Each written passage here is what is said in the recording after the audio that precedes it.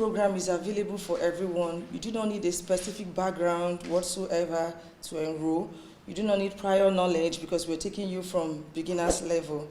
Now, it's open for the uneducated, out of school, educated but unemployed. It's just open for everyone. You do not need whatsoever certificate. You do not need any educational background. You don't even need to know how to speak English. Yes, it's open for everyone. No prior knowledge, no certificate whatsoever, no educational background whatsoever. No, you don't need any of that.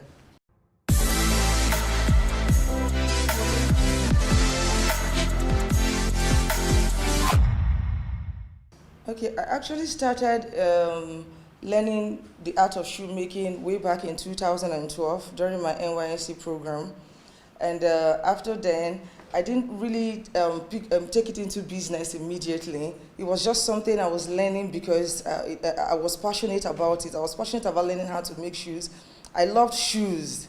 So I wanted to learn how to create different patterns, different types of shoes. That was why I eventually did it in 2012. And then in 2018, I thought, okay, I could actually use this thing that I was so passionate about to improve the life of others. I could use it to create employment if I teach people how to make shoes, especially people who are looking for jobs out there. If I could teach them how to make shoes, they could actually make a living out of it. So it was at that point I decided that, okay, I was going to go into this full time to impact lives as well as earn a living for myself also. So in 2018, the business was registered and we went full time into training students. And so far, we've had so many students come from different states. And as you can see it here, we have accommodation for these students who come from different parts of Nigeria, so that the excuse of being able to afford transporting yourself to the training school is defeated. That's why we have this accommodation here for them. It wasn't with the intention of even opening a school. I ventured into it because I wanted to be able to produce shoes for myself. It wasn't even for business at first. That wasn't the first intention. I loved shoes. I love shoes. I admire shoes a lot. I wanted to have a whole lot of them.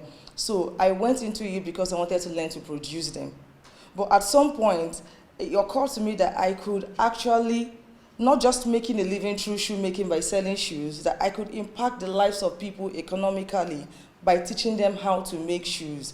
I could reduce unemployment by teaching people how to make shoes. So that after learning how to make shoes, they can also go, to have their own little startup. So I found that the moment I ventured into the training was when it occurred to me that I could not only make a living out of it, but I could also impact life economically. Well, Rome wasn't built in a day. You don't expect to open a new business and you see people flaunting here and there. No, it was through hard work. When I ventured into, before students started to come for training, we did a lot of advertisements out there. We did a lot of branding, especially on our social media. We were out there talking about the impact of shoemaking in our youths today. I mean, what you could do with shoemaking. We're out there talking about it for a very long time before students begin to, maybe before people begin to see the sense in it, before people begin to adopt vocational trainings and handwork and actually found out that, oh, they can actually make a living out of it, and then they started coming. It didn't happen immediately. It took a lot of time. Like I said, I learned it in 2012, but the whole thing started in 2018. There's no sex in place when you really, really want to achieve your aim, your career, and especially when it comes to art. I don't think there's no sex in place. When I'm in my work mood, I do not think of my gender at all. It doesn't occur to me if I'm male or female. What occurs to me is the self-motivation that I give myself. This is what I want to do, and I'm going to achieve it. So the area of being male or female just doesn't occur to me at all when I'm in my work mood. I turn deaf ears to when people try to criticize or tell me that I'm doing a man's job, I shouldn't be doing this, I should be doing that. No, it just doesn't. When I'm in my work mode, there's nothing like gender discrimination. I turn deaf ears to it. No. I say it's the normal challenge that every startup faces in Nigeria here: operational cost and the cost of acquiring equipment for you to start up your business. These are the challenges I faced, and we are still facing them, not like we are where we want to be or we ought to be. We're still facing them, and we'll keep tackling them as they come. Whatsoever I'm doing, I try to put my family's priorities first. So what I do is to make my family part of my work, my business. They know everything that goes on here. I try to explain everything to them. So that when we are having maybe lunch or dinner or something and a call comes in and I have to pick, they already understand that this is what, but I try to put their priorities first. There won't be instance when there's no food because I have to work. I know that that comes first. The cleaning, the cooking and everything comes first. And I take Sunday evening every week to prepare a family work schedule so that I don't find myself, battling to handle business and then family at the same time. So there's a schedule already in place. This is when I attend to family. This is when I must attend to students. And if it gets to clash at any time, my family understands because I have made them part of the business. I accept their feedbacks in the areas of shoemaking, the areas of my business. So if there's anything going on at all, they already understand. First of all, the schedule is in place, a written schedule is in place, and secondly, involving them into the business it has been very good in managing the two. Apart from having the business officially registered, we have worked with a few NGOs. The last one we worked with was Foundation Resilience for Empowerment and Development, where we trained victims of gender-based violence. And at the end of the training, we were able to empower them with little startup kits, to go about and start up their own businesses. Another project we had was with NAFCON. That's the National Arts and Health Conference in Nigeria, where we trained people and talked to them on the adverse effects of vocational training to health. And again, I think we had another project with TVA, that's Television Africa, in 2018, where we were able to train 20 students from Kaduna State University on how to make shoes. And then also we are a member of the Bella Africana community, Yali Africa, She Leads Africa, and we've also had the opportunity to have our establishment in several publications, such as the shoemaking book by an American artisan called Tim Sky.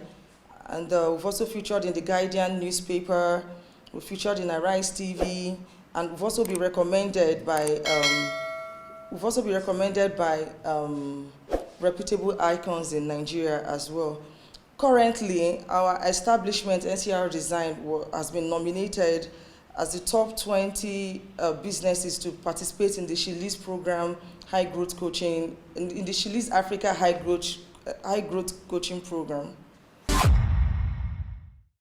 Our shoemaking program is available for everyone. You do not need a specific background whatsoever to enroll.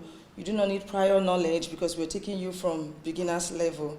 Now, it's open for the uneducated, out of school, educated but unemployed. It's just open for everyone. You do not need whatsoever certificate. You do not need any educational background. You don't even need to know how to speak English. Yes, it's open for everyone. No prior knowledge, no certificate whatsoever, no educational background whatsoever. No, you don't need any of that. We hope to be the leading vocational institute in Nigeria, having branches in different states. so that we can be able to reach a greater number of people, instead of having people give the excuses of risking their lives coming from different angles, different states. We hope to meet them all in the comfort of their zone, and also have virtual trainings where we can reach them in the comfort of their zone. So in the next 5 years, we hope to be the leading vocational institute in Nigeria. And how do we achieve this? We hope to achieve this by imbibing the spirit of entrepreneurship in every woman and youth in Nigeria. And we hope to catch them at the comfort of their zone, either virtually or establishing branches in different states in Nigeria. We hope to be in the northern Nigeria, we hope to be in the western Nigeria, we hope to be in the eastern Nigeria, we hope to be in the northern Nigeria, continue to, creating impact like we always do through shoemaking. And secondly, we also hope to, make room for other vocational training, so that students will be able to opt into the skill that they actually want, instead of limiting the whole thing to shoemaking. If we're teaching you shoes, we are equipping you with the skill to be self-employed and financially independent. That way, we have curbed unemployment. Yes. By doing that, we are contributing to the social development goals of fighting poverty and fighting hunger. Now, your sex does not matter. If you're a woman, you can come. If you're a man, you can come here to learn how to do shoes. In that way, we have fought the sustainable development goal of gender inequality. So that's that. Teach you how to make shoes. We use it to kill unemployment, to help you to fight the poverty trap of unemployment. In that way, we're also contributing to the community and to the SDG, and to the economy as well.